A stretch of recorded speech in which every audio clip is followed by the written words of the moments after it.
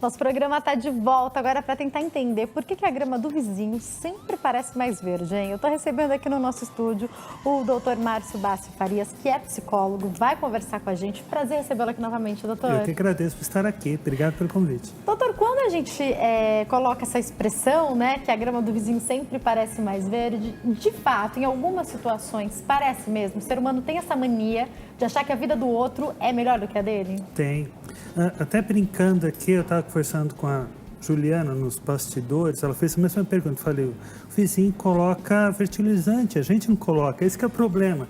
Mas falando sério, nós temos a tendência de nos avaliarmos com o outro. Só que o outro tem uma história diferente, uma construção de vida diferente, valores, objetivos diferentes dos nossos, resultados são diferentes. Então a nossa percepção muitas vezes é que, poxa, ele tem coisas que eu não tenho, ou é o carro, é a roupa, é o emprego, o cônjuge, a casa, dinheiro, e essa avaliação é sempre negativa para nós. Vamos entender um pouco a questão até do histórico. Doutor, eu vejo crianças já desejando o brinquedo do amiguinho e não querendo o brinquedo delas. Eu vejo já crianças falando assim, hoje é dia do brinquedo, a minha amiguinha levou o brinquedo tal, a boneca tal, e eu não tenho essa boneca, eu queria boneca igual a dela. E às vezes ela tem uma boneca linda, mas ela acha que a boneca da amiga é mais legal, ele acha que o carrinho do amigo é mais legal. Isso pode começar desde cedo e a maneira como essas crianças são educadas pode também influenciar, interferir?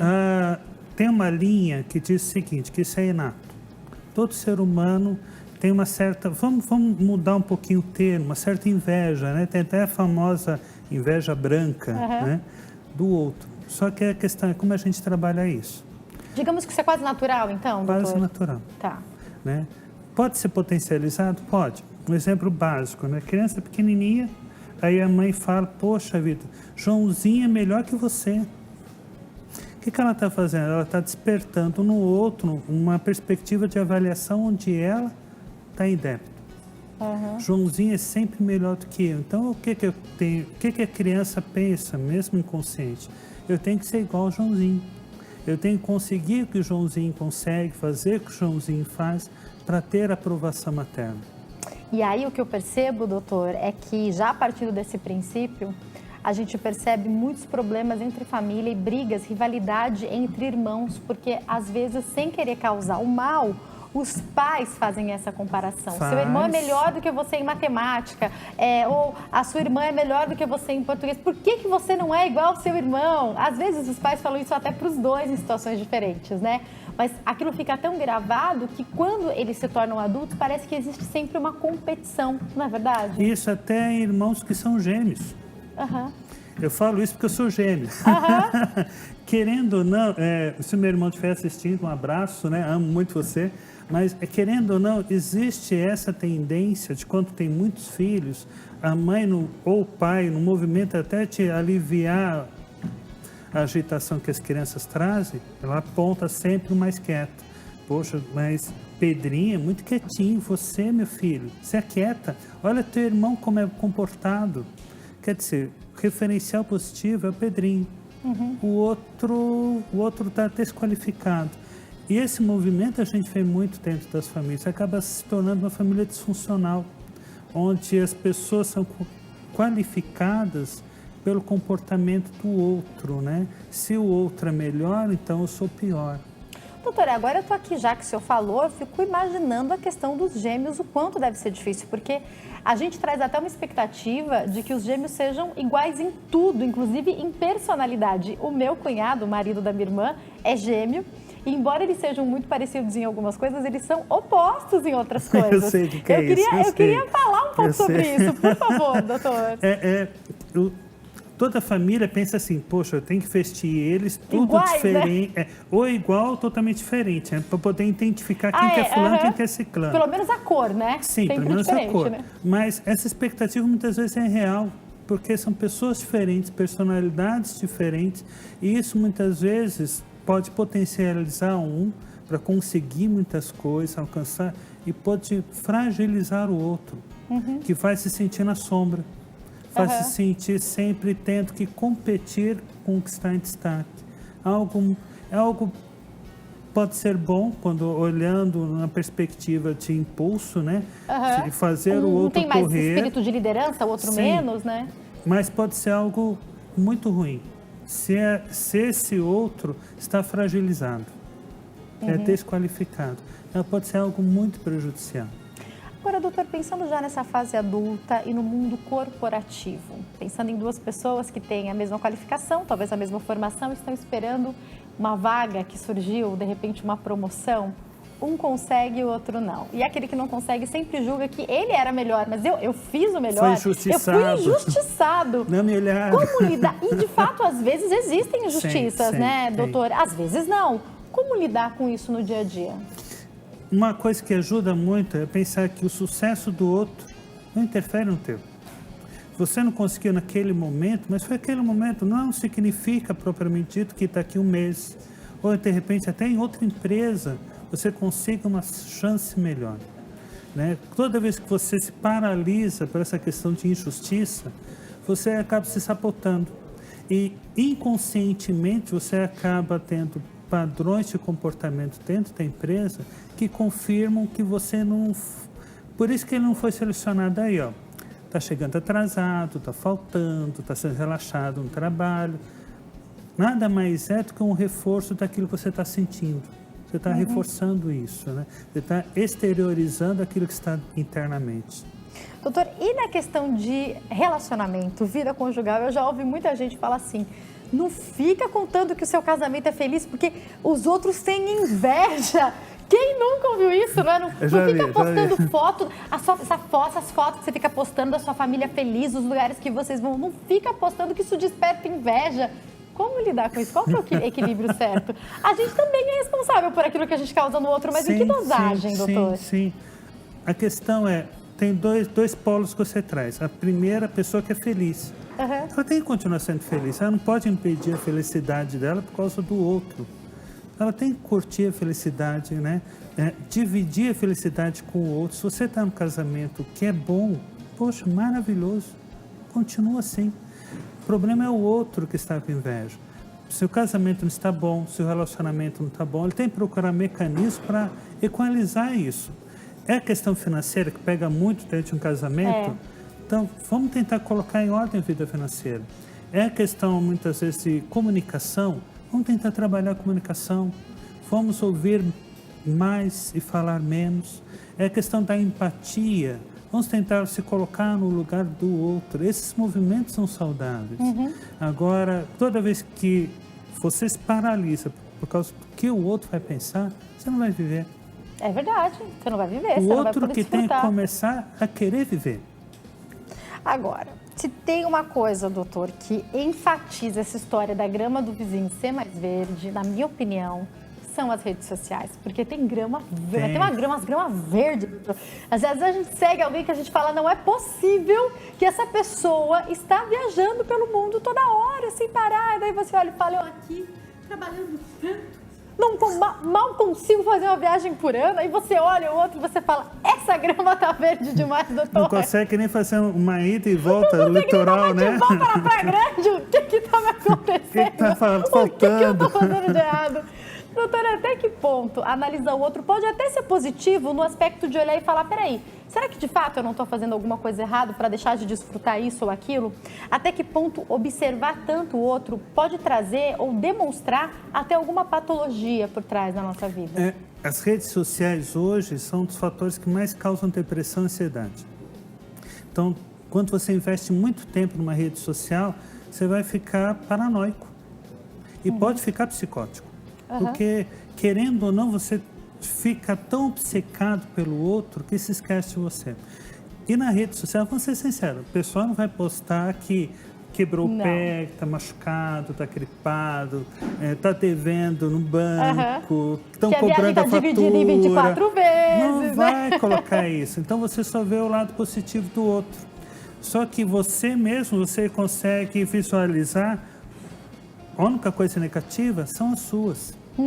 Suas dívidas, né? As suas brigas em casa, seu problema no emprego. Aí você fica tão insatisfeito que você quer incorporar o que o outro está vivendo. Tem muitos casos por aí que as pessoas chegam até a matar porque elas querem viver a vida do outro, de uma tal maneira que ficam muito satisfeitas. O que se pode fazer? Começa a viver. Sai um pouco dessas redes sociais, né? Muitas vezes esses casos de patologia são pessoas que ficam 2 horas para mais, né, na rede social. Ou seja, o dia tem 24 horas, mais de 10% dele você está na rede social, você não está vivendo. Começa a analisar suas conquistas, começa a visualizar o seu potencial, aquilo que você tem condições de construir, seus sonhos, seus projetos de vida. Isso te ajuda a ter prazer naquilo que você está vivendo. Agora, doutor, eu vou já entender quando é hora da gente procurar uma ajuda especializada, mas até no dia a dia eu percebo que é quase que inevitável que a nossa vida seja realmente feita de comparações. Agora que eu estou com meu filhinho com 1 ano e eu tenho outras amigas que têm filhos na mesma faixa etária, eu digo que eu sou muito feliz por ter amigas com as quais a gente não compete, né? É tão difícil isso. E eu tenho outras 2 amigas que são a Sara e a Bianca, que tiveram um bebê recentemente, a gente troca muito. Só que é quase inevitável perguntar, o seu começou a engatinhar com quanto tempo? Não, mas o meu tem dente, o seu não tem dente? Aí, meu não tem, mas por que o meu não tem? O seu já está comendo isso? O meu não está ainda? O meu está andando? O seu está andando? Eu acho que é quase que inevitável e eu percebo que como mãe até dá um orgulhinho, às vezes eu falo assim, mas o meu isso aí já está fazendo. Como lidar com isso, doutor? Que o senhor já explicou, isso é quase nato da gente, né? Sim. Mas como transformar isso em algo saudável e não em algo negativo? Né? Saudável é quando nós conseguimos balizar que a nossa vida está normal. Está como o outro, né? Poxa vida, não tem um dentinho ainda, mas já está encatinhando. Então, está tendo aí custo-benefício, né? Um equilíbrio, legal, né? está tendo equilíbrio. Então, não está tão fora assim. Isso é muito bacana. Nos ajuda a perceber que nossa vida não está tão fora dos níveis.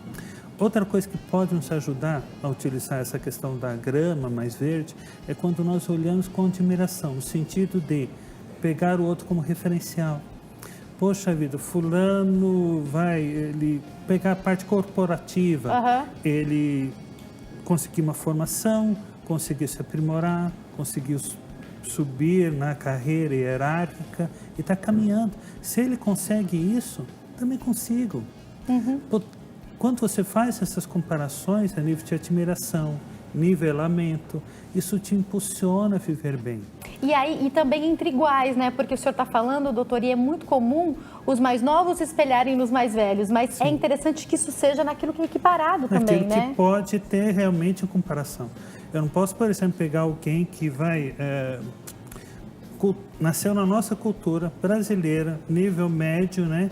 Com um norte-americano. A cultura dele é diferente da nossa, né? O estilo de vida é diferente do nosso.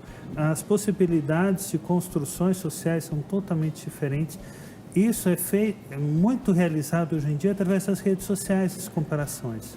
Verdade. Porque a gente não pode fazer isso. É desumano.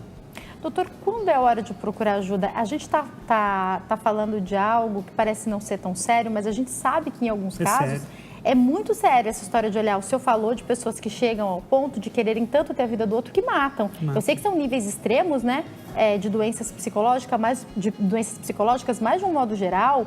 Aquela pessoa que sofre porque observa mais as coisas boas da vida do outro do que consegue enxergar aquilo que acontece na sua vida. Precisa procurar ajuda, não? Precisa. Quando você está muito estressado, quando você percebe que tem muito sofrimento psíquico envolvido, quando você olha o outro, isso mexe tanto com você, que te perturba, te tira do eixo emocional, esse é o momento de você procurar ajuda. O momento de você parar e perceber que você não está conseguindo fazer construções positivas. E muitas vezes isso acontece no seio familiar, na empresa, em instituições né? Seja elas de clube, religiosa. Até na igreja às vezes acontece, né, doutor? Sim, acontece em todas as áreas. Quando você percebe que olhar o outro te deixa para baixo, te faz se sentir muito pequeno, insatisfeito com a sua própria vida, te mexe com o teu estado de humor, você fica deprimido, triste. Engraçado que a depressão, né, nesse sentido de comparar-se com o outro, ela anda muito paralela com a raiva. Né? Por isso que tem muitas vezes até agressão verbal, física em relação ao outro. Quando você percebe que você não está conseguindo se conter, é bom procurar ajuda. Doutor, nesse caso, o senhor citou aí a possibilidade da depressão como uma patologia agregada a situações assim, a sensações assim. A pessoa pode ir se limitando até diminuir completamente a vida social? Pode. Pode chegar até no estado de suicídio, porque a vida dela se torna tão insuficiente para ela. Porque o que é o interessante? Quando você faz a comparação, olhando a grama verde, poxa, o outro consegue ser feliz, eu não consigo. O outro conseguiu um casamento muito bom e eu não tenho. Então, o que está prestando a minha vida? Vou dar um fim nela. Esse é um movimento que vai surgindo aos poucos.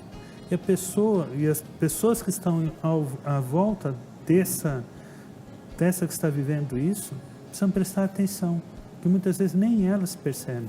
E aí, de novo, a gente vai falar de um assunto que é a dificuldade, a frustração que a gente tem hoje em dia, né, doutor? Ninguém consegue lidar. Nós não estamos preparados a lidar com frustrações. E se for uma frustração muito alta, como a minha vida é muito insignificante, a do outro é muito 10, né? Isso mexe muito conosco. Pode concluir. Tem um caso que é muito interessante, não vou falar da pessoa, mas um personagem da nossa sociedade que morreu anos atrás e teve uma comoção social muito grande. Só que olhando os pormenores da vida da pessoa, não era significativa. Uhum. Só que foi uma comoção criada e mexeu com tantas pessoas que muitos chegaram a ter depressão. Porque o outro, uma pessoa que ela nem conhecia, morreu. Uhum. E ela mesma, ela não aproveitou a vida dela, não aproveitou a família, não conseguiu visualizar o potencial dela de fazer diferença dentro da sociedade, do raio de contatos que ela tinha. Percebe como se fixar no outro pode ser muito prejudicial. Doutor, uma dica final, infelizmente eu tenho que encerrar, mas para o nosso dia a dia, acho que às vezes vale na nossa fala a gente observar, seja na reclamação do porquê você não conseguiu a promoção ou do porquê alguém da sua família parece estar mais beneficiado do que você entre as pessoas ao seu redor ou aonde for. Na nossa fala, se a gente está colocando o outro, eu acho que já é um sinal de alerta aí, né? Já, ainda mais se tem muita emoção negativa envolvida. Raiva, como você falou, Raiva, né? Frustração, angústia, mal-estar. Se você percebe essa fala com essa propriedade emocional ali presente, é hora de você procurar ajuda. No dia a dia, doutor, quando percebeu, e às vezes, como a gente já falou, aconteceu de fato uma injustiça, às vezes foi a gente que se boicotou e falou, puxa, eu devia ter feito aquilo, fui eu que fiz, por isso que não consegui, de repente, a promoção, o que for. Respire e solta. Tem algum movimento que ajuda, doutor? Tem vários movimentos, é que cada movimento pode ser adaptado a várias situações. O principal, né, é você voltar, respirar, se encontrar com você mesmo, pensar, eu não consegui agora, mas isso não significa que amanhã não pode ser um novo dia.